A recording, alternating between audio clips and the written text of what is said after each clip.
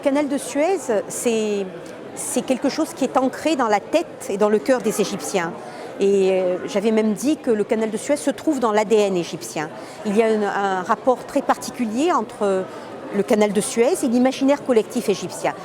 Même si c'est vrai que la plupart des Égyptiens ne sont pas véritablement au courant de la percée du premier canal de Suez qui date de 1869, en tout cas, en revanche, ils savent très bien le rapport qu'il y a avec la guerre de 73, la traversée du canal qui a permis la restitution d'une partie des territoires égyptiens, donc dans le Sinaï, et qui a permis aussi de réasseoir la fierté nationale. Et donc le canal de Suez est quelque part dans le cœur et dans la tête des Égyptiens.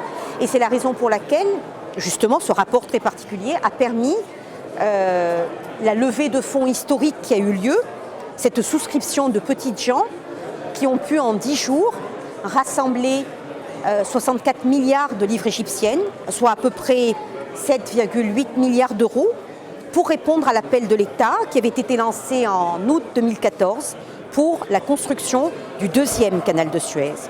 Et là, j'aimerais partager avec vous mes mémoires d'Égyptienne, qui sont que pendant 10 jours, il y avait des queues longues de kilomètres devant les banques qui étaient véritablement assiégées par les acheteurs parce que tout un chacun voulait avoir le plaisir et la fierté surtout d'avoir pu acheter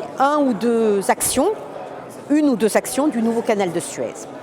Donc il y a ça, le nouveau canal de Suez, le canal de Suez c'est ça. Mais le canal de Suez c'est aussi une histoire de confiance, une histoire de collaboration et une histoire de partage entre la France et l'Égypte.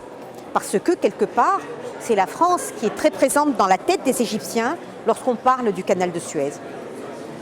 Et d'ailleurs, lors de la dernière visite de M. Hollande, qui était l'invité d'honneur le 6 août 2015, lors de l'inauguration du nouveau canal de Suez, c'est François Hollande qui était l'invité d'honneur de cette inauguration.